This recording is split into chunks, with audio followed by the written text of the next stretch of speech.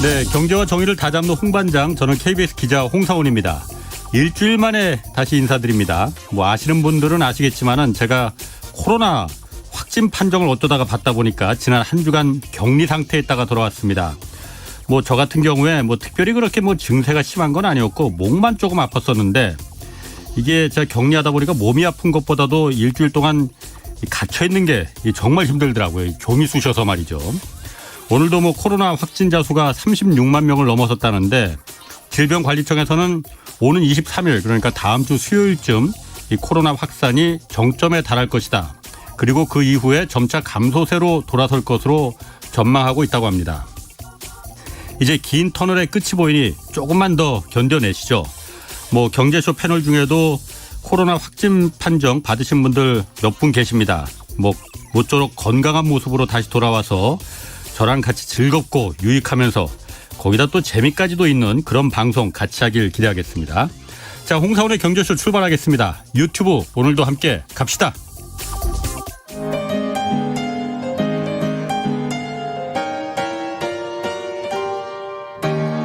대한민국 최고의 경제 전문가와 함께합니다. 믿을 만한 정보만 쉽고 정확하게 전해드립니다. 홍사원의 경제쇼. 네, 러시아의 우크라이나 침공 19일째입니다. 전쟁이 장기화되면서 투자 심리 크게 위축되고 있는데 투자 전략 이럴 때 어떻게 짜야 할지 자세히 좀 알아보겠습니다. 윤지호 이베스트 투자증권 리서치 센터장 나오셨습니다. 안녕하세요. 네, 안녕하십니까. 네. 주변에 코로나 걸린 분들 많이 있죠? 너무 많아가지고 이제 좀 제가 걸렸다는 얘기는 들으셨어요? 오늘 와서 들었습니다. 서운하네.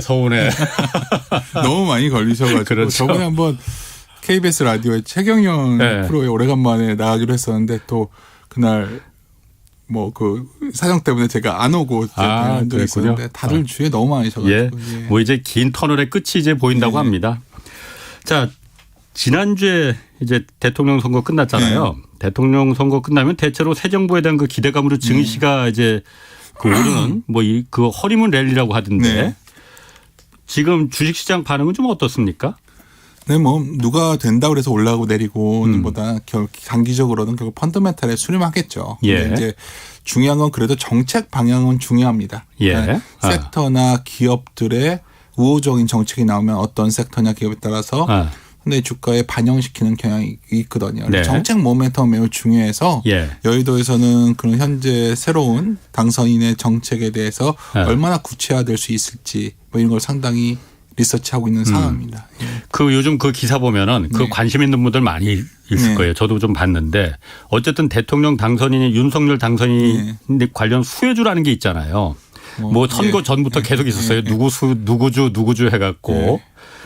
실제로 이게 주가와 좀 연관이 있습니까? 그건 별 상관 없고요. 그러니까 정책에 관한 걸로 하는 건 맞는 것 같습니다. 예를 들어서 어떻게 했던 거는 이제 뭐가 있을까요? 가장 많이들 논의되고 현재 언론에서도 미디어에서 많이 다루는 게 그걸 부동산이겠죠. 그래서 두 가지 방향인 것 같습니다. 공급을 늘린다가 있고요. 그다음에 세제 혜택을 주겠다. 근데 이제 여기에 이제 아까 제가 중요한 건 펀더멘탈한 방향이라고 말씀을 드렸는데 사실 인허가라는 게 주택 착공의 한 6개월에서 1년 정도 선행 지표거든요. 근데 이게 5년 동안 감소하다가 지난해 가서야 드디어 19.2% 증가인 턴어라운드 한 상황이에요. 이 상황에서 정권이 바뀌었는데 여기는 굉장히 민간 우성이고 하여튼 규제 완화란 말이에요. 민간 주도로 이제 민간 건설사 위주로 한다고 하니까. 그러니까 예상 어떻게 했던 간에 내용 중에 봤더니 재건축 재개발 규제 완화가 있었고요. 심지어 일기 신도시에 대해서 재건축 리모델링 규제 완화가 나오니까 분당을 다시 다 갈아엎는 거 아니냐. 그리고 그걸 또 민간에게 준다 하니까 사실은 상당히 기대가 되고 또 하나는 세제도 변화를 준다. 그래서 이게 부동산을 올리냐 내리냐는 제가 여기서 얘기하고자 하는 게 아니라 물론이죠. 그러면 건설회사는 좋겠구나 생각이 드는 거죠. 당연히. 또 뭐가 있냐면 원전입니다. 원전은 사실 굉장히 큰 정책이거든요. 어떻게 간에 친원전 가겠고 원전 수출하겠고 차세대 원전 기술 개발한다 그러는데 원전 수출과 차세대 개발은 다음 문제고요. 당장 탈원전 정책을 폐기하면 LNG를 원전 발전 비중이 늘린다는 얘기 아니겠습니까? 그럼 LNG 감소하고 그러면 지금 굉장히 적자가 한국전력이 문제인데 적자 규모가 좀 줄어들겠죠. 거기다 전기료마저도 좀 낮춰주면 이런 식으로 또 우리가 또 기업에 가능성을 보는 거죠. 그러니까 제가 드리고 싶은 말씀은 이러한 정책 방향이 구체화됐을 때 분명히 좋아지는 모습이 보일 기업들 뭐 이런 것들 많이 찾는 거죠. 또 뭐도 있냐면 한마디로 규제 완화예요. 저 민간 우선이고. 예. 그러면 이제 전통시장 보호 때문에 여러 가지 유통업체들의 출점이 제한되어 왔었는데 예. 혹시 그것도 풀리면 뭐 이런 여러 가지 시나리오를 시장에서는 검토하고 있는 상황입니다. 그러니까 뭐 대형 마트나 이런 거 이제 그 뭐 거리 제한 뭐 출점 제한 이런 것도 이제 풀릴 가능성이 있다 그러면은 그렇죠. 뭐 예를 들어서 우리 이번에 선거 동안 쟁점이 되었던 광주의 뭐 그런 쇼핑몰 예. 이런 것들도 좀 더 공격적으로 진행이 될 수 있지 않을까요? 또 플랫폼 기업 특히 카카오나 이런 그렇죠. 부분이 이제 골목 상권 침해한다고 해서 규제를 이제 했었는데 네. 그런 부분도 좀 카카오가 그래서 요즘 많이 맞습니다. 올랐습니다. 그래서 그런 것도 있고 그러니까, 네. 그러니까 뭐 여러 가지 제가 뭐 당선인추가 교감이 있는 사람이 아니기 때문에 그간 기사라든가 뭐 그분이 뭐 분명히 읽으셨겠죠. 자기가 가장 감동 깊게 읽었던 책을 3권 말했는데 저는 굉장히 그런 건 분명히 상징적 의미가 있다 보거든요. 예. 프리드만의 책을 밀턴 프리드만의 책을 예. 얘기했었고요. 예. 선택할 자유, 선택할 수 있는 자유인가. 그리고 두 번째는 존 스튜어트 밀의 자유론을 얘기했더라고요. 네. 내가 이것도 굉장히 상징적 의미가 있는 거거든요. 예. 자유고 시장의 개입을 줄이고 민간에 우선하고 이러면 그 민간 우선에 막혀 있던 공공 우선이 됐던 그런 여러 가지 업종들 그런 것들이 많이 변화가 있지 않을까. 그래서 시장에서는 그런 종목을 찾고 그거는 예. 좀 중장기적인 펀드멘탈의 방향이 될 수 있기 때문에 예. 아마도 좀 시장의 성격이 달라지지 않을까. 증시의 성격이 이것도 좀 감안하셔야 된다 생각합니다. 아무래도 프리드먼이나 존 밀턴이나 네. 뭐 어쨌든 그 주장하는 게 신자유주의 그러니까 정부 개입을 최소한 작은 정부 그리고 그렇죠. 시장에 맡기는 게 우선이다. 시장이 다 알아서 한다라는 그렇죠. 부분이니까 아무래도 그런 규제에 대한 그 어떤 지금까지는 정부가 네. 적극적으로 개입해서 좀 교통 정리를 하고 그런 부분이 있었는데 네. 기업의 어쨌든 그 자율성 기업이 좀 운신의 폭이 넓어지겠구나 이런 부분을 좀 기대를 하겠군요. 뭐 정책 중에 가장 놀라웠던 거는 결국 최저임금에 대한 얘기까지 나왔다면 예. 굉장히 굉장히 그 정부의 개입을 최소화하려는 예. 상징적인 거거든요. 그걸 할 수 있을지 모르겠지만 예. 그 정도까지 언급이 됐다면 나머지 쪽의 규제 완화는 그렇게 어려울 것 같지는 않고 거기까지는 무조건 할 것 같다 지금. 예. 시장 거짓말 안 합니다. 알겠습니다. 예. 자, 그 다시 주식 얘기로 돌아와서 외국인 투자자들이 요즘 그런데 맞습니다. 계속 하여튼 주식을 많이 국내에서 빠져나가고 있잖아요. 지난달에도 그러니까 2조 6천억 원 팔았다고 해요. 네. 이유가 뭡니까? 2달 연속 이렇게 대량으로 파는 거잖아요. 그냥 전체적으로 위험 자산을 줄이고 있고요. 위험 자산을 줄이고 싶다. 모든 자산들을 다 줄이는 거예요. 뭐 그러니까 예를 들어서 주식도 팔고 채권도 팔고 채권을 파니까 금리 올라갈 거고요. 예. 뭐 심지어 어제 같은 경우에는 커머디티 가격까지 팔았거든요. 커머더티 가격이라는 게 뭐 유가라든가 뭐 네네. 팔라듐이라든가 뭐 니켈 원자재도 파는 거죠. 그러니까 예. 기본적으로 그런 위험 자산에 대한 자금이 죽이고 특히 많이 줄어드는 게 이머징 시장이거든요. 예. 우리는 별로 많이 안 판 겁니다. 아하. 지금 뭐 예를 들어서 오늘 같은 최근에 중국 시장 가면 무섭잖아요. 뭐 예. 급락하는 정도가. 그리고 러시아는 뭐 거의 다 던져버리는 거죠. 러시아야 뭐 그렇고. 그래서 제가 보기에는 이게 이제 어째 우리가 새로운 질서 재편기 같아요. 경제 질서에. 예. 그러니까 블록화 경제가 굉장히 뚜렷해지고 있지 않습니까? 예. 그 블록화 경제가 가는 과정에서 여러 가지 불확실성이 대두되고 있고 불확실성은 다른 말로 하면 변동성이고 변동성은 다른 말로 하면 결국 이러한 수급의 변화를 예고해 주는 거거든요. 그래서 이러한 흐름이 뭐 우리만을 파는 게 아니라 글로벌한 자금의 어떤 현재 추세다. 저는 이렇게 말씀드리고 싶네요. 안전한 곳 찾아서 지금 다 몰리고 있다라는 그렇죠. 부분. 뭐 그런데 안전한 곳이 없죠. 모든 게 다 올라와 있다 보니까요. 지금. 그럼 미국 증시나 뭐 이쪽은 어떻습니까? 달러는 선호하죠. 달러는 당연히 가장 안전한 자산이니까. 미국채가 그럼에도 불구하고 금리가 슈팅이 나온단 말이에요. 예. 그 정도로 돈이 많이 풀려 있었는데 예. 제가 보는 위험 자산에 대한 어떤 좀 두려움 이런 것들이 만연해 있고 그럴 때는 결국 남은 건 하나예요. 결국은 좀 상대적으로 더 건전한 곳이 어디냐. 예. 상대적으로 더 장이 흔들리고 글로벌하게 좀 위험 자산을 피하는 흐름이 나와도 버틸 수 있는 국가가 어디냐. 그리고 기업이나 섹터도 예. 상대적으로 밸류에이션 매력이 있는 게 뭐냐. 모든 게 그쪽으로 다 모아지고 있는 거거든요. 예. 그래서 우리나라 시장에서도 가만 보시면 성장주보다는 상대적으로 안전한 가치주가 예. 이 위에 있는 거고요. 예. 미국도 마찬가지죠. 나스닥이 더 많이 빠지고 그렇죠. 우리가 작년에 그렇게 인기를 끌었던 캐시우드의 아크라는 소위 예. 펀드가 있는데 뭐 요즘 그거에 반대로 예. 숏을 치는 펀드가 수익률이 가장 좋거든요. 예. 그 정도 성장주에 대해서는 시장에서 굉장히 회피하는 이런 상황이 나오고 있는 상황. 이게 또 하나 변수가 네. 지금 그 글로벌 증시도 다 안 좋은 네. 거잖아요. 네. 근데 지금 또 하나 변수가 지금 우크라이나 전쟁이 길어지고 있잖아요. 네. 그러다 보니까 지금 러시아 디폴트 국가 부도 얘기가 지금 자꾸 나온단 말이에요. 이게 내일이 그러니까 3월 16일이 네. 러시아 국채 이자만 갚는 첫 번째 도래일이라면서요. 뭐 이게 16일, 21일, 계속 28일 이어졌군요. 계속 돌아옵니다. 이자만도 이제 원금도 그렇죠. 4월에는 원금도 갚아야 된다면서. 그렇죠. 1월 16일만 해도 1억 2천만 달러로 이자를 상환해야 되는데 예. 못 갚으면 어떻게 되는 거예요? 못 갚으면 기술적 디폴트가 나는 그렇죠. 거죠. 예. 근데 이제 이 디폴트가 돼서 정말 금융위기로 가는 거냐? 이건 좀 다른 문제예요. 지금 예. 과거와 좀 다른 게 근본적인 차이점은 돈이 없어서 못 갚는 상황과 돈이 있어도 보내줄 방법이 없어서 못 갚는 상황은 다른 거거든요. 러시아가. 그렇죠. 지금이 그런 상황이라는 거죠. 그러니까 98년 러시아 위기의 본질은 예. 에너지 가격이 너무 낮아져 가지고 생겼던 문제인데 지금은 유가 수준이 굉장히 괜찮아요. 그렇죠. 그러니까 이 러시아 유가를 누군가는 살 수가 있는 거예요. 최근에 보면 인도도 산다가 나오죠. 예. 중국도 사겠죠. 예. 그래서 최근에 유가가 갑자기 좀 한번 흘린 거거든요. 네. 그러니까 제가 드리고 싶은 말씀은 금융 위기적 상황으로 갈 가능성 크지 않고 예. 98년 비교는 적절치 않다. 그래서 스위프트 제재에 의해서 원활한 자금 인도이 막히면서 송금 문제거든요. 이거는. 그래서 물론 전쟁이 언제 마무리될지 제가 알 수는 없지만 이것이 채무 불이행으로 가서 완전한 디폴트로 갈 확률은 크진 않다. 그리고 또 하나는 예. 러시아로서 잡은 익스포즈가 굉장히 큰 국가가 어디냐면 그래 유럽이 안 좋은 거예요. 이탈리아, 프랑스, 미국도 의외로 높습니다. 뭐 오스트리아 뭐 이런 나라들이거든요. 근데 이 미국 같은 경우는 전체에서 이거 익스포저는 매우 미미해요.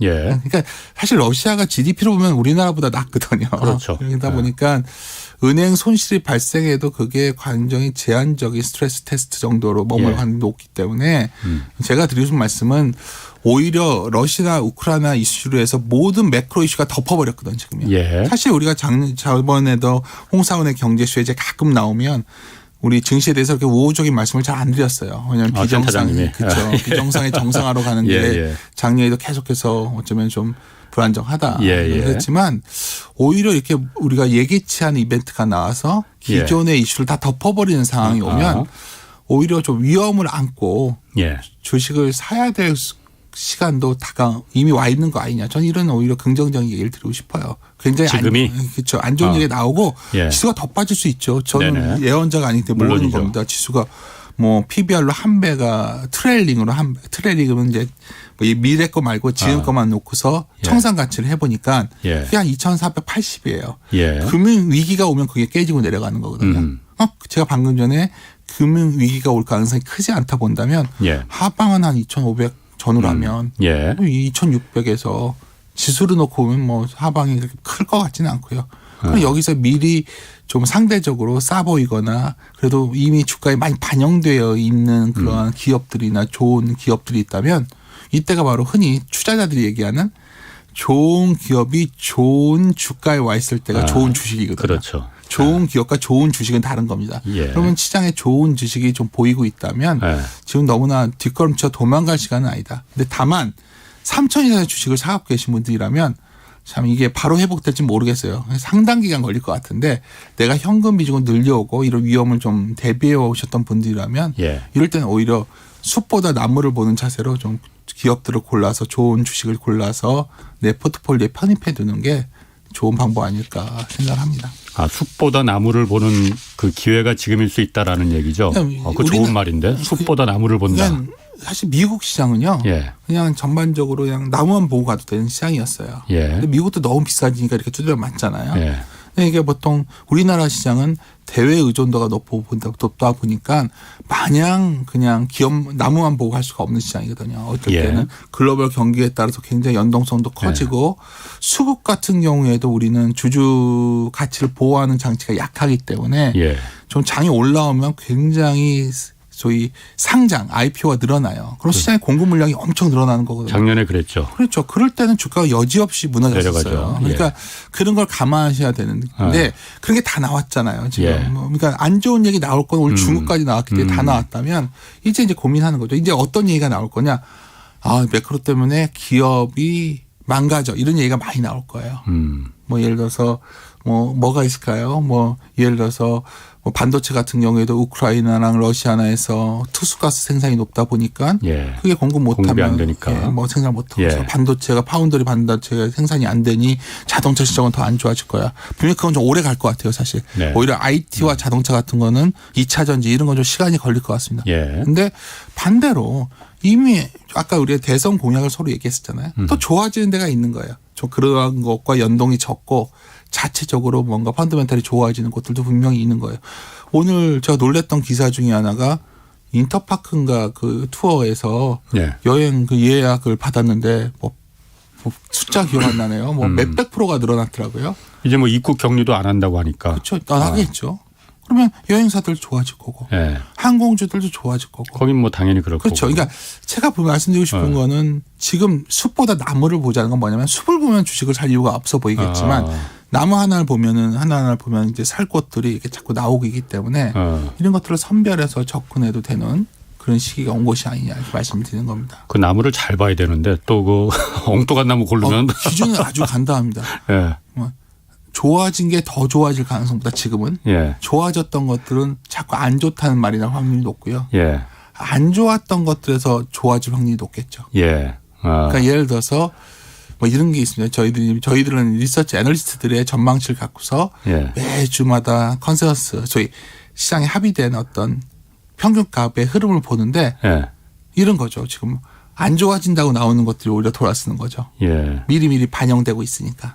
그래서 제가 보기에는 고르는 게 그렇게 어렵진 않아요. 아까 그렇구나. 우리가 멀리 찾을 게 없이 우리 서두에 저희 사장 기자님께서 말씀하신 것처럼 그래 정권이 바뀌었으니까 정책이 바뀔 거니까 정책 모멘텀 관련된 것도 펀드멘탈한 흐름이 있다면 그걸 믿고서 그걸 갖다가 좀 꾸준히 가면 되는데 그런 것도 막 샀다 팔았다들 하시거든요. 그럴 필요가 없다는 거죠. 그러니까 나무를 보자는 말은 나무를 봐야 될 기업들이 나와 있는데 그거마저도 숲의 바람에 따라서 이 나무가 다시 불타워질 것처럼 말이죠.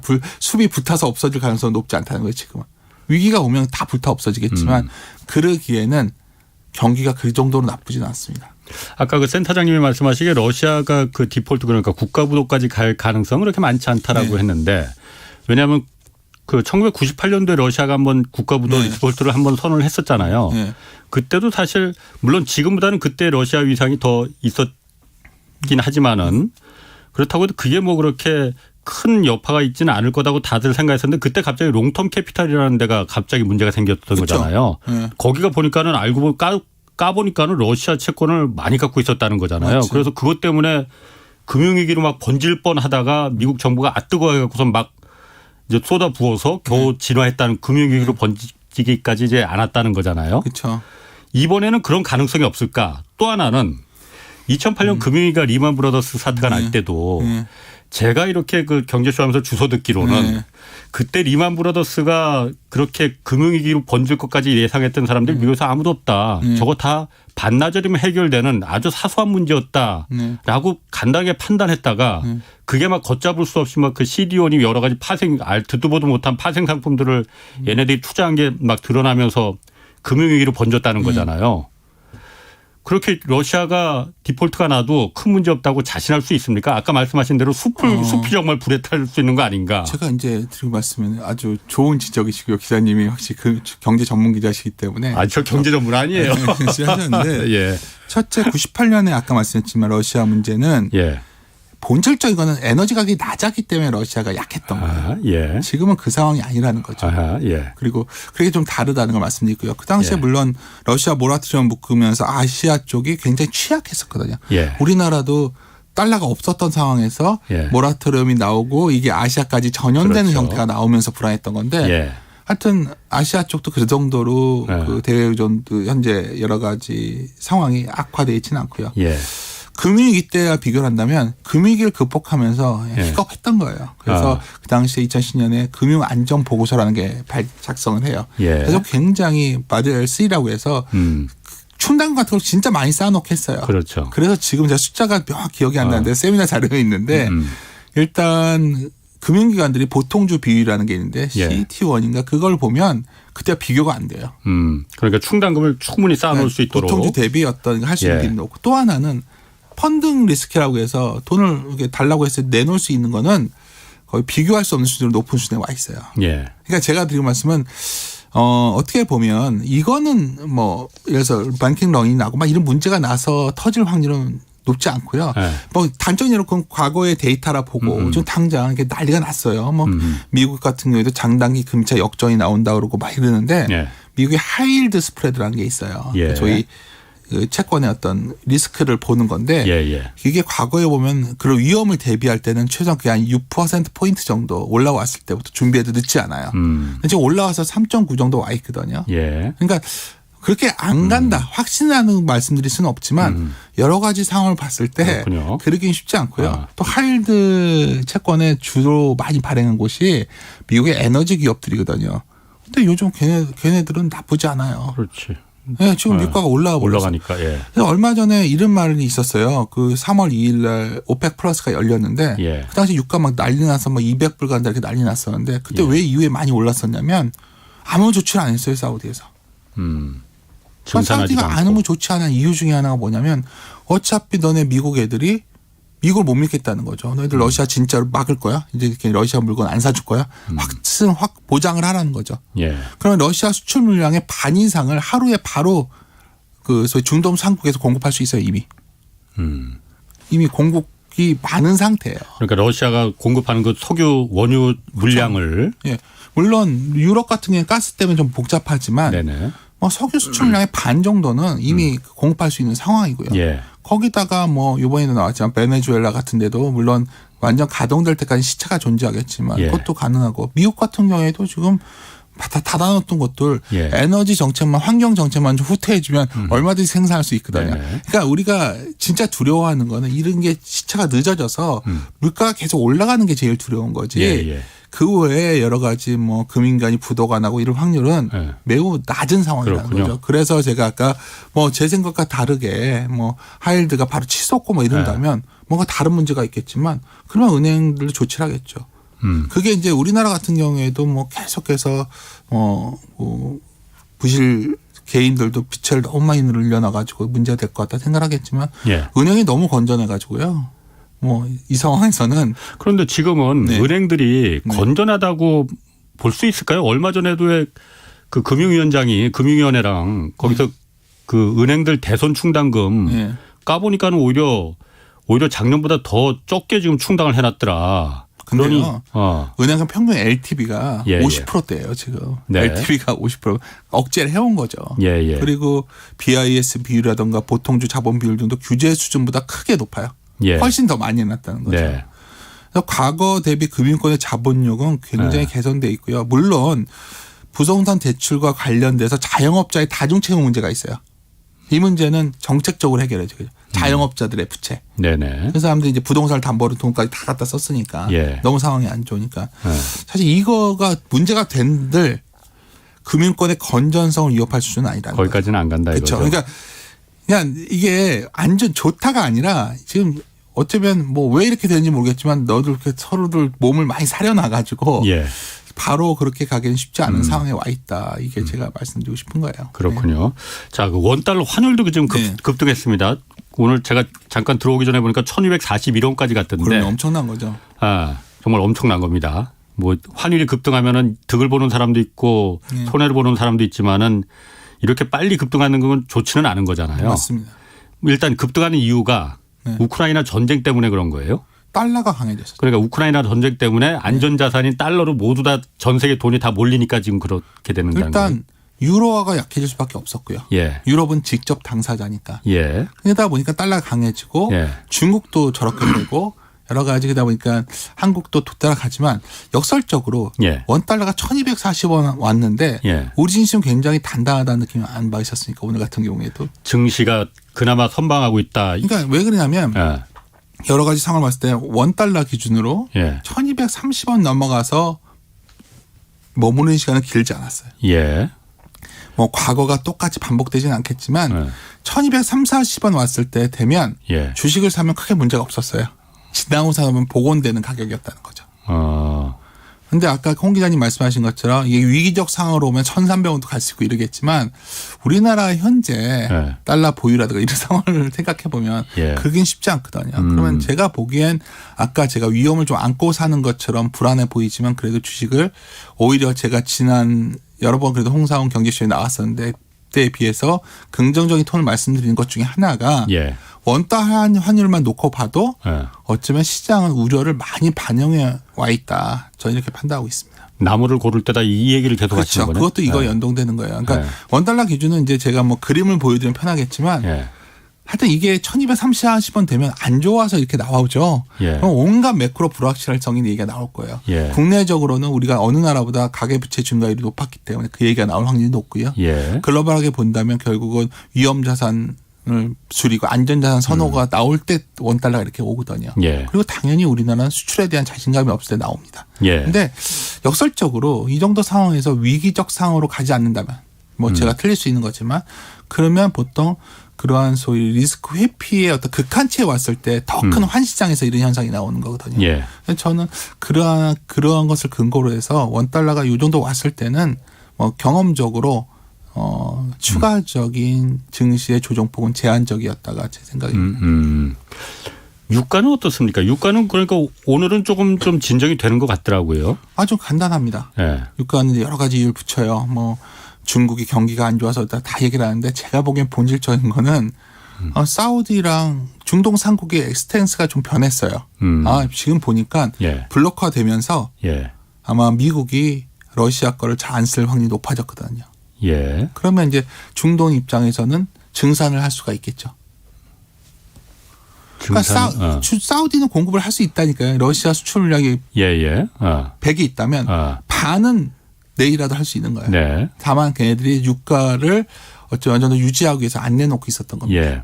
근데 거기다가 하여튼 러시아는 어떻게 하면 되냐. 자기들 유식을 우랄유를 팔 수 있는 곳에 공급하면 돼요. 예. 인도는 허용을 해줬잖아요. 지금. 예. 인도는 갖다 팔거나 예를 들어서 뭐 인도 같은 경우에도 안 해줄 수가 없죠. 미국이 견제를 못해요. 인도가 중국과의 대립 관계에 있기 때문에 네. 인도는 러시아에서 무기를 수입하고 있거든요. 그러니까 얘들한테 공급을 안 해주면 인도가 흔들리게 되니까 예. 그건 또 미국 입장에서는 원하지 않는 거거든요. 예. 그리고 이제 어떻게 했든 간에 이란 핵협상 같은 경우에도 어떻게 풀려고 할 거고. 예. 근데 제가 드리고 봐서 요지는 오펙 플러스 할 때 답을 보여줬어요. 그러니까 결국은 공급 물량이 지금 절대로 적지 않다는 얘기였죠. 그러니까 유가가 200불 간다 얘기 나올 때 그게 제가 봤을 때는 오히려 고점이 나온 거 아니겠는가. 그때가 이미. 예. 그래서 유가가 안정화된다면 유가가 올라와서 안 좋아졌다고 봤던 게 뭐죠? 대표적인 게 이제 물가에 대해서 그렇죠. 끝없이 올라갈 것이다. 그렇죠. 그것도 그러니까 분명은 지금보다는 내년 이 시점에 분명히 낮아져 있을 거예요. 물가가. 그렇지 않을까요? 내년 이 시점에는. 예. 경기도 별로고. 예. 그리고 상품 가격 같은 경우 이거보다 안정될 확률이 높으니까 유가가 안정돼 있어요. 어쨌든 그런데 물가는 지금 인플레이션은 계속 올라가고 있잖아요. 수치상으로는. 근데 여기 물가에 대해서도 이제 자꾸만 얘기하는 게 요새 슬로우플레이션이라는 얘기를 합니다. 예. 그러니까 스태그플레이션 얘기를 자꾸 하는데 스태그플레이션이라는 게 되려면 고용이 안 돼야 돼요. 막 실업이 엄청 많아가지고. 성장이 멈춰야 되니까. 근데 그 상황은 아니거든요. 그러니까 성장이 좀 약화된 거죠. 그래서 슬로우플레이션이라는 단어를 쓰는데 많은 분들이 그러니까 70년대 얘기 많이 해요. 사실 우리 기억에는 책에서만 봤지만. 근데 제가 이제 많이들 질문을 하시니까 뒤져보는 거죠. 저희들은 습관적으로 데이터를 먼저 보게 되는데 진짜 1차 오일 쇼크 때 보고 깜짝 놀랐어요. 그때 70년대 초반에서 중반까지 유가가 몇 배 올랐나 봤더니 7배 올랐더라고요. 7배. 그리고 당시에는 주가가 왜 이렇게 안 좋았냐. 임금도 너무 올라가지고 완전히 최악으로 갔던 임금 스파이럴까지 나가지고. 그러면서 기업 시장이 박살났어요. 정말 박살이 납니다. 그리고 그 당시에는 중동과의 어떤 소위 달러 체제가 흔들리는 상황이었고 2차 오일 쇼크 때는 흥미로운데요. 그때가 이제 79년에서 81년인데 예. 제 어린 기억에 그때 최규하 대통령께서 막 중동 가서 그 석유 구하러 다니고 그랬던 기억이 나요. 책에 방송에서 봤거나 영화에서 봤나. 근데 당시에 유가가 3.6배 올랐거든요. 예. 근데 물가는 올랐지만 주식이 그렇게 안 빠졌어요. 이게 뭘 얘기해? 많은 분들이 유가가 오르면 주식시장이 붕괴될 거라고 얘기를 하시는데 예. 이 두 사례만 놓고 봐도 예. 통제되는 속에서 3배가 올랐지만 붕괴되지 않았다는 거죠. 저는 유가가 그 정도 오르지는 않았잖아요. 예. 그래서 제가 드리고 싶은 말씀은 이제 스태그플레이션의 공포를 얘기한다면 다른 말로 하면 제가 저번에가 나와서 좀 불안해했던 게 연준이 정책의 정상화 과정에서 좀 극단적인 조치를 취할 확률이 좀 있다고 말씀을 드린 적이 있었어요. 저번에. 예. 왜 그러냐면 사람들이 일자리도 안 나가고 하니까 지금 미국의 어떤 졸탄 같은 투자 전략가가 금리 50bp 올리고 그 다음날 미국채 10년 500억 달러 때려버려야 된다. 팔아버려야 된다. 그래야 장단기 금리차가 좀 평평화되는 거 막을 수 있으니까 좀 어려운 얘기인가요? 하여튼 그런 얘기가 나왔었는데 이제는 다 쑥 들어갔거든요. 금리는 올려요. 이제부터 이번 주 목요일 아침에 금리 올릴 텐데 아마 그런 극단적인 조치를 취하기에는 시장이 다른 이슈가 다 너무 커져버린 거죠.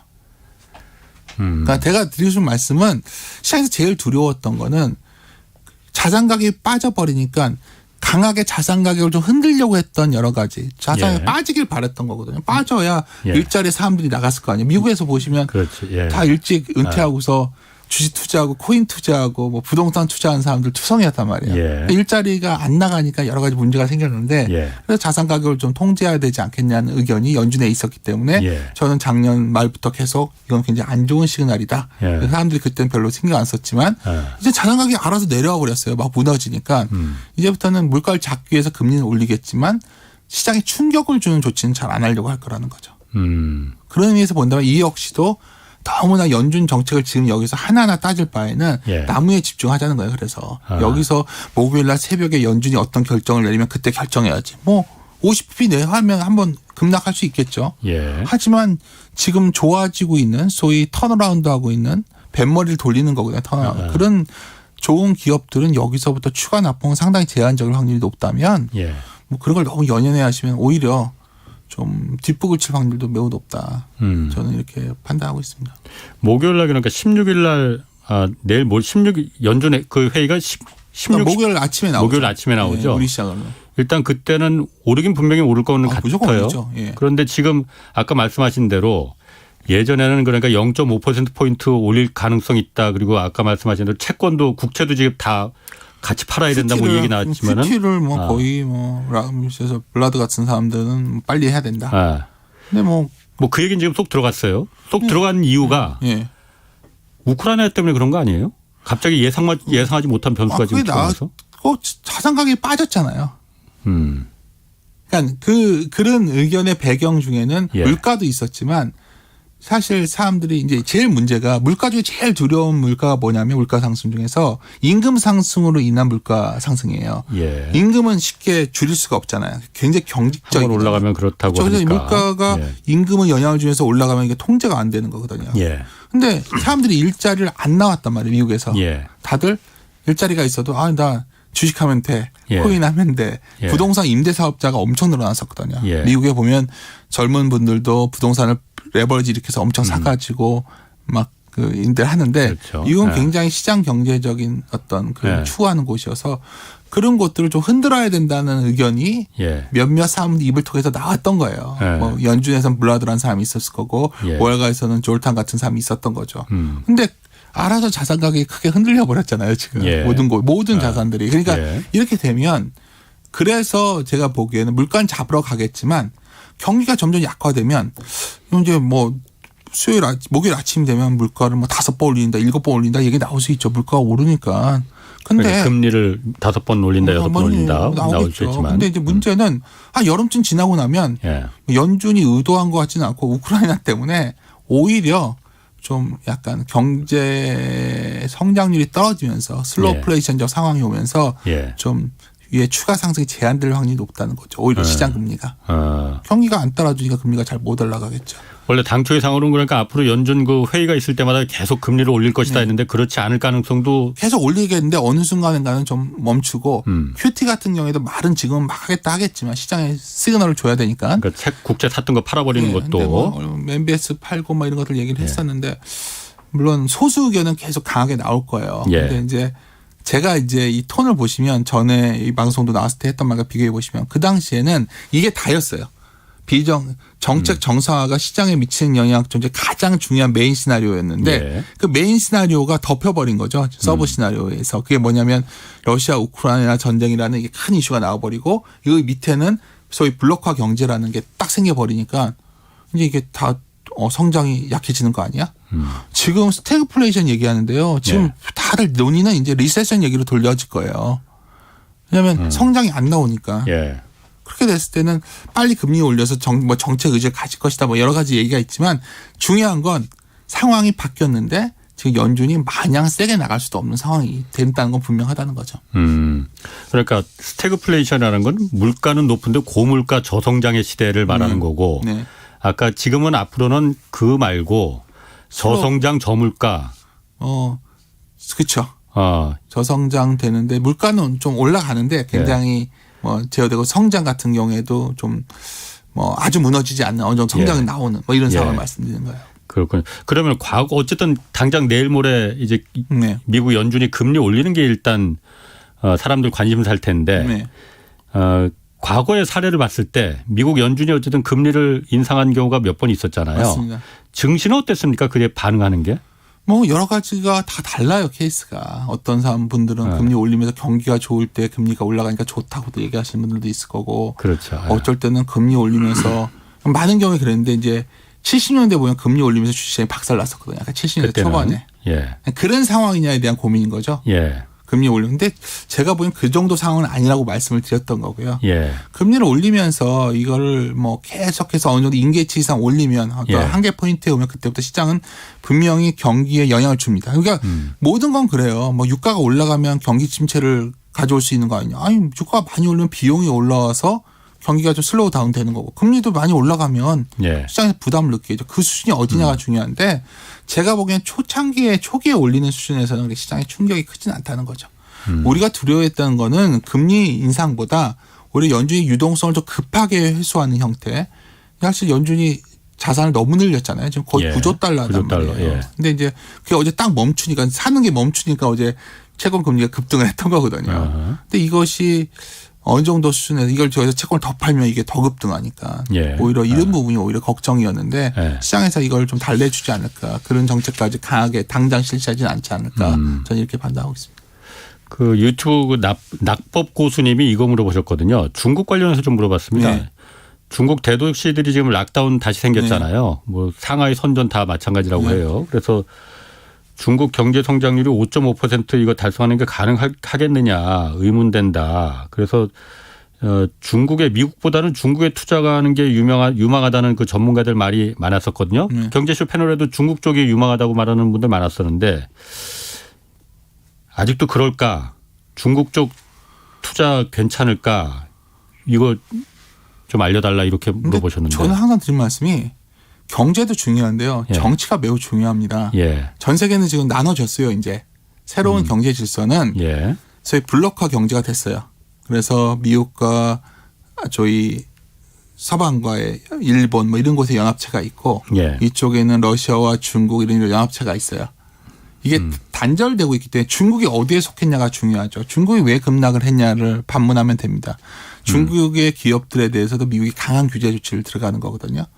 그래서 저는 중국 투자가 물론 중국의 이번 양회에서 굉장히 이제 여러 가지 성장률 전망도 내기하고 여러 가지 내수 부양에 대한 의지도 했지만 우리가 자꾸 2000년대를 착시해서는 안 된다는 거. 2000년대는 중국이 결국 WTO에 들어오면서 중국이랑 미국과 굉장히 차이 아메리카 시대를 열었던 아주 세계화 시대였단 말이에요. 그건 완전히 바뀌었어요 이제. 이제는 중국도 나도 패권 전쟁에 참여하고 러시아를 그래서 패권 전쟁에 참여하는데 러시아 망하게 둘 수는 없는 거예요. 그러다 보니까 미국 입장에서는 또 압력을 가하고 이게 지금 당장 전쟁은 안 하지만 굉장히 오랫동안 지속될 가능성이 높기 때문에 모르겠습니다. 중국 기업들에서 그렇게 매력을 좀 느끼지 못하겠어요. 그러니까 왜냐하면 뭐 싸진 건 맞지만 과연 이런 글로벌 전 세계 체계 하에서 예. 중국 기업들이 과거와 같은 지위를 회복할 수 있을까? 저는 잘 납득하기 힘드네요.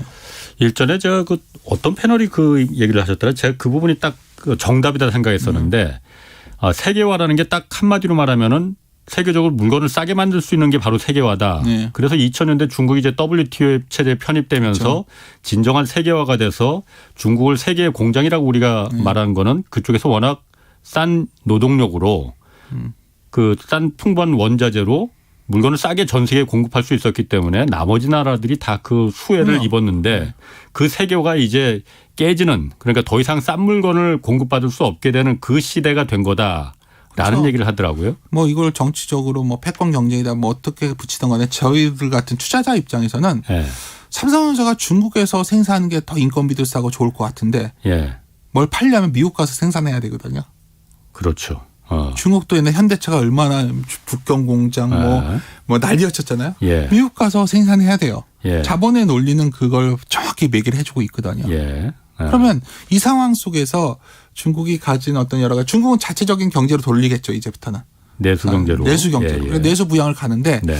그 기회가 우리한테 올지 모르겠어요. 화장품만 하더라도 예. 옛날에 중국 사람들이 우리나라 걸 많이 사줬는데 예. 이제는 자국의 화장품 회사 걸 많이 쓰거든요. 그런 여러 가지 고민이 된다는 거죠. 그래서 제가 그래서 뭐 중국이 안 좋아서 뭐 무조건 안 된다가 아니라 예. 굳이 왜 그런 불확성이 큰 곳에 투자를 하냐는 거죠. 그러면 그럴 바에는 뭐 간단히 말하면 우리 증시가 헐 날 수도 있는 거예요. 예. 왜냐하면 우리는 어떻게 했던 간에 미국 경제를 선택할 수밖에 없는 상황에 왔고 예. 그 글로벌 경제보다 이쪽 파이보다는 더 큰 체계 속에 속해 있거든요. 서방과 이쪽에. 그래서 예. 뭐 그런 차원에서 좀 접근하시는 게 낫지 않을까 이렇게 판단합니다. 아까 그 숲보다는 나무를 봐야 된다라고 얘기하셨는데 네. 제가 그게 참 기억에 탁 남는 것 같아요. 그렇습니다. 숲은 지금 뭐 안 좋을지 몰라도 나무는 건실한 나무들이 있다. 물론 나무를 잘 골라야지만은. 네.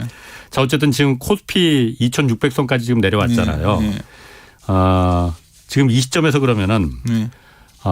나무를 고를 때라고 아까 센터장님이 분명히 말씀하셨어요.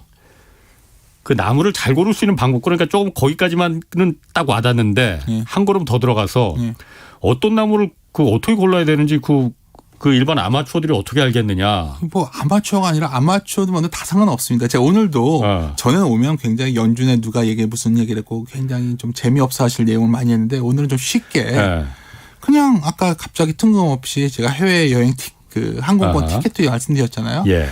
기업을 우리가 투자하는 이유가 뭐예요? 나무를 본다는 거는 이 나무가 위로 잘 자랄 나무를 찾는 거예요. 다른 말 매출이 늘고 일단 매출이 늘어야 돼요. 지금보다 좋아지는 걸 찾아야 되는 거예요. 지금은 매출이 크지 않아도 좋아질 것들. 그런 거 보면 일단 딱 눈에 띄는 게 리오포닝 관련된 기업들이겠죠. 우리가 돈을 이제는 TV나 컴퓨터 사는 돈이 있다면 모아서 아마도 해외여행 티켓을 살 확률이 매우 높아지고요. 아마도 공연 같은 것도 많이 활성화되겠죠. 그래서 그것들은 좀 움직였었는데 하여튼 그리고 또 뭐가 있을까요? 아까 말씀드렸지만은 여러 가지 집들도 공급이 많이 늘어난다고 하니까 민간 쪽으로 뭐 건설회사나 이런 쪽들도 뭐 1, 2년 동안 좋지 않겠어요? 건설 자재도 마찬가지일 테고. 그렇죠. 그래서 어떤 분들은 건설 자재값이 올라왔는데 이거 뭐 건설회사도 이익이 남겠냐? 민간주 들어가면 이익 남겨요. 그리고 더 중요한 거는 아파트 한 채 지어놓으면 그 하나당 시멘트 값이 200만 원도 안 나오더라고요. 제가 직접 회사한테 확인했던 거예요. 그 한 호당 어느 수당 생각보다 원재료가 그렇게까지 비싸지 않더라고요. 그러니까 그런 것들도 있고요. 아파트 원자재 값은 그렇게 싼데 집값은 왜 이렇게 비싼 건가? 그건 제가 결정할 게 아니라 정책 당국자 제가 뭐 여기서 뭐가 옳다 그러다는 알겠지만 민간 주도로 한다는 건 상당히 활성화된다는 얘기거든요. 그런 것들도 또 나올 수 있고요. 또 하나 뭐 그렇게 나무라는 게 그런 것들인 거예요. 우리가 멀리서 찾지 마시고 이제 뭐 그런 것도 있는 반면 또 사람들이 우리가 코로나를 겪으면서 이제 사람들이 익숙해졌어요. 각자 도생의 세계에. 그래서 밀키트 같은 것들도 계속 늘어나는 것 같고 또 물가들이 올라가잖아요. 그러니까 사실 최근에 편의점 같은 데 매출이 크게 늘어나지 않을까요? 왜냐하면 소주 가격도 오르고 술 가격도 오르고 다 가격이 올랐으면 그러니까 비싸게 팔 거 아닙니까? 나머지는 가격 전가했는지 모르겠지만 편의점 매출은 늘 수 있는 거 아니에요? 그러니까 음식점에서 술집에서 먹으면 비싸니까? 아니요. 그냥 편의점에서 우리가 주전 가격이 올랐으니까 예. 소주 가격이 올랐어요. 예. 다 눈치가 보니까 크게 못 올려요. 라면 예. 가격도 크게 못 올려요. 예. 그러니까 시중에서는 죽어나는 거예요. 지금 가격 전가 마음대로 안 되니까. 예. 하지만 올린 가격으로 납품을 하잖아요. 편의점에. 편의점은 예. 일단 전에 500원에 팔던 걸 550원에 팔잖아요. 예. 그럼 매출은 늘 거 아닙니까? 그런 면에서. 그러니까 예를 들어서 이게 복잡한 생각하지 말라니까요. 이게 지금 많은 분들이 그럼 왜 윤주 당신은 전에는 막 매크로 얘기하다가 뭐 다른 곳 가서도 너무 복잡한 생각하지 마. 지금은 우리 남을 보는 타임이라 말씀드리는 게 이런 걸 하나하나 풀어가시면 지금 할 게 너무 많이 보인다는 거죠. 자, 센터장님 그러면은 좋은 나무 고르는 것도 중요하지만은 나쁜 나무 피해가는 것도 중요하거든요. 지금은 그러니까 나쁜 나무는 이게 좋은 나무 나쁜 나무 하니까 나쁜 참 나무 그렇긴 아주 한데. 명확하죠. 금리가 올라가면 할인율이 바뀌어요. 예. 그러니까 비싼 주식은 문제가 되는 거예요. 고밸류 주식들. 예. 미국의 대표적인 미국의 나스닥이라든가 그 골드만삭스에 보면 이익을 못 내는 성장 기업들의 지수가 있어요. 그냥 어마어마하게 빠졌어요. 그런 것들은 뭐 줌 같은 거 어떨까요? 박살나지 않았을까요? 예를 들어서 요새 서학개미 분들이 미국에 투자를 많이 하셨는데 정말 걱정되는 건 뭐냐면 그것에서 수익이 안 내는 소위 성장 기업에 투자하신 분들은 굉장히 머리 아프실 거예요. 앞으로도. 그게 나쁜 기업이에요. 그러니까 시장이 할인율이 바뀌면 아무래도 가치를 봐야 되는데 많은 분들이 네, 미래의 성장 가치 막 얘기하면서 뭐 메타버스는 뭐 어쩌고 하지만 당장 돈을 하나도 못 벌잖아요. 그런 기업들에서 과연 얼마나 그게 지금 매력적인 수준이 아닌 거죠. 그러니까 시장은 그런 기업들은 계속해서 힘들어지고 뭔가 밑에서 올라오는 기업들이 막 보이고 있단 말이에요. 이런 쪽들은 계속 강건할 것 같아요. 그래서 숲을 보고 있으면 아무것도 할 게 없어 보이지만 그냥 숲을 포기하고 나무 하나하나 보다 보면 굉장히 우리가 고민할 거리가 많이 생기는 재미있는 시장이 되었다는 거죠. 제가 지금 언뜻 드는 생각은 좋은 나무를 고르는 건 몰라도 나쁜 나무 중에는 어쨌든 중국 관련된 그 연관된 사업을 관련된 기업은 그렇게 좋은 나무라고 볼 수 없지 않을까라는 생각이 드네요. 그럼 우리가 다 많이 아는 쿠팡 같은 회사가 왜 이렇게 많이 빠졌을까요? 돈을 못 버는 회사니까 그렇게 많이 빠진 거예요, 미국에서. 그렇지 않을까요? 우리나라에서는 되게 고마운 일이죠. 미국 투자자한테 돈을 걷어왔으니까. 알리바바 같은 건 왜 저렇게 했죠? 중국의 리스크도 있었지만 회사가 좋았다면 저 정도 흔들리지 않았죠. 굉장히 조심스러운 팬덤이 있는 주식이지만 테슬라도 생각보다 수익이 더 나와야 돼요, 이제부터는. 그냥 그런 하나하나 성장이 있으니까 많이 평가됐다. 옛날에 카카오뱅크 하면 무조건 플랫폼이 좋았다 했지만 사람들이 다시 보는 거죠. 은행이 더 돈을 많이 버네? 그러니까 이런 것들 하나하나를 따지셔야 된다는 거예요. 그냥 스토리텔링만 갖고 할 수 있는 시대는 아니라는 거죠. 그러니까 나스닥에 올라서 전도 유명한 기업이야. 옛날엔 그거 하나로 그냥 무조건 다 너도 나도 돈 싸들고 들어갔는데 지금은 세상이 바뀌었으니 그거 잘 봐야 된다. 지금 장외 기업도 얼마나 엄청나게 많은 밸류를 줘가지고 들어오신 주식들이 많거든요. 근데 요새 굉장히 IPO 일정들이 불명확해졌어요. 왜냐하면 그 밸류를 줄 수가 없거든요. 시장. 이제 안 거죠, 시장에서. 돈을 많이 못 버는 회사들에 대해서 성장 가치를 반영해 줄 수 없죠. 너무 당연한 거예요. 금리가 움직이면 돈값이 변하기 때문에 할인율이 변하면 성장주에 대해서는 계속해서 좀 경계하는 그런 시각이 강해집니다. 지금 심혜정님이 주식 반토막 났다고 어찌 해야 될지 모르겠다고 뭐 조언이 필요합니다. 이런 의견도 주셨고 마지막으로 뭐 지금 이런 투자들 많이 있습니다. 지금 워낙 변동성이 큰 시장이다. 그리고 안 좋았으니까 지금 마지막으로 개인 투자자들은 어떤 지표를 좀 참고하면 좋을지. 개인들이요?